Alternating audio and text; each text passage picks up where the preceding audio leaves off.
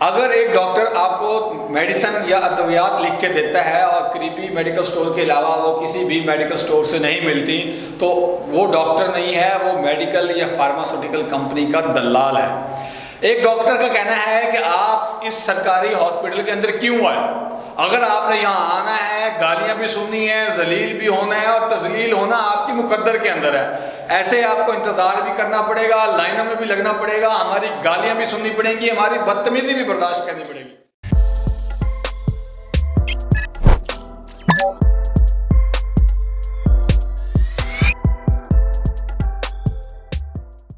بسم اللہ الرحمن الرحیم۔ ناظرین، میں ہوں علی چودھری اور آپ دیکھ رہے ہیں میرا آفیشیل چینل۔ ناظرین، یہ 4 دن پہلے کی بات ہے کہ D H Q hospital civil line یا civil hospital D H Q Bahawalpur Jhangiwala road پہ کچھ ہوا یوں ہے کہ وہاں پر یعنی کہ گائنی وارڈ کے اندر جب پیشنٹ جاتے ہیں، ایک پیشنٹ نے مجھ سے بھی رابطہ کیا، انہوں نے کہا کہ بھائی ہمارے ساتھ یہ واقعہ پیش آیا ہے۔ واقعہ کچھ یوں تھا کہ 4 بجے کے قریب پیشنٹ وہاں پہنچتے ہیں، ڈاکٹر صاحبان جو ہے ان کا گروپ ان کی پوری جو ہے وہ معائنہ کرتا ہے، اور معائنہ کرنے کے بعد ایک افراتفری مچا دیتا ہے اور کہتا ہے کہ بچے کی ہارٹ بیٹ نارمل نہیں ہے، اب نارمل ہے، اور جو ماں کا مادر رحم ہے اس کے اندر پانی کی بھی کمی ہو گئی ہے، تو لہذا یہ فلاں چیزیں ایمرجنسی ارینج کی جائیں اور بلڈ کی 2 بوتلوں کا بندوبست کیا جائے۔ یہ بات کوئی 2-3 گھنٹے جب گزرتے ہیں اور یہ ساری چیزیں ارینج ہو جاتی ہیں تو اس دوران ڈاکٹر صاحبہ کی ایک کی ڈیوٹی ختم ہو جاتی ہے اور دوسری ڈاکٹر صاحبہ ڈیوٹی پر آ جاتی ہیں، جن کا نام ہے شاہ بانو۔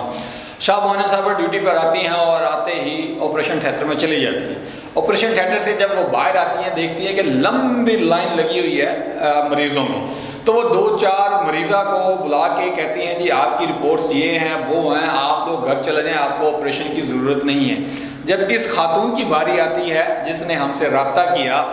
کہ مجھے اس ڈاکٹر نے چیک اپ کرنے کے بعد کہا، بلکہ چیک ہی نہیں کیا، مجھے اپنے آفس میں بلا کے کہا کہ آپ بالکل ٹھیک ہیں اور آپ گھر جا سکتی ہیں، تو انہوں نے کہا کہ یہ میری رپورٹس ہیں، یہ ڈاکٹر کی جو ہے وہ معائنہ ہے، یہ دستخط کیے ہوئے ہیں، بچے کی ہارٹ بیٹ فیل نہیں ہو رہی اور مجھے تکلیف ہے۔ ڈاکٹر صاحبہ کہتی ہیں کہ آپ کو کوئی مسئلہ نہیں ہے، آپ گھر جائیں۔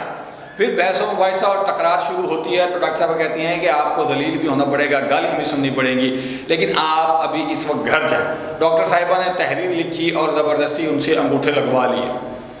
اور زبردستی کیسے کہ خود انہوں نے تحریر لکھی اور ساتھ میں جو باقی ان کی اسسٹنٹ تھی، نرسز تھی، ان سے ہاتھ پکڑ کے انگوٹھے لگوا لیا اور ان کو کمرے سے بے دخل کر دیا دھکے دے کر ایک مریضہ کو۔ پھر کیا ہے کہ جب وہ پیشنٹ جو ہے وہ باہر آتی ہیں اور اپنے شوہر سے بات کرتی ہیں تو وہ پھر اسسٹنٹ میڈیکل سپرنٹینڈنٹ کے پاس پہنچتے ہیں اور ساری رودات سناتے ہیں، تو وہ کہتا ہے کہ جی میں معذرت خواہ ہوں لیکن ایسا نہیں ہونا چاہیے تھا، جو سچویشن ہے، یہ صورتحال ہے وہ انتہائی کریٹیکل ہے۔ اور پھر ہوتا یہ ہے کہ ہر ایک بیڈ کے اوپر 3-3 4-4 مریضائیں لیٹی ہوتی ہیں۔ اچھا، یہ ساری صورتحال ہے۔ پھر اس ڈاکٹر نے اس کو ایڈمٹ بھی نہیں کیا، بلڈ بھی واپس نہیں کیا، اور وہ جو انہوں نے جو بھی باقی میڈیسن تھی، سرنجز تھی، جو بھی چیزیں منگوائیں وہ واپس نہیں کی۔ اب یہ جو ہے ہمارے پڑھے لکھے ڈاکٹروں کا جو رویہ ہے، نو ڈاؤٹ کہ ہم کہتے ہیں کہ ہمارا سسٹم گوروں نے بنایا ہے اور ان گوروں والے سسٹم کے رویے کی وجہ سے ایسا ہے، لیکن آپ کے اوپر لاکھوں روپے خرچ کر دیے جاتے ہیں، آپ کے اوپر اگر ڈیوٹی کا پریشر ہے تو آپ بدتمیزی نہیں کریں، آپ جتنا کام ہو سکتا ہے کریں، باقی اگلی شفٹ والے خود دیکھ لیں گے، لیکن آپ زبردستی دھکے دے کے ان کو باہر نکال رہے ہیں۔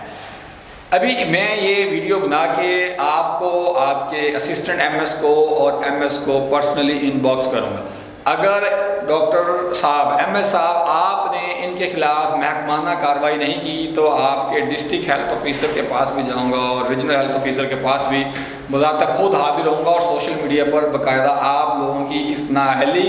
بدتمیزی اور بے حیائی کے اوپر کمپین چلاؤں گا جب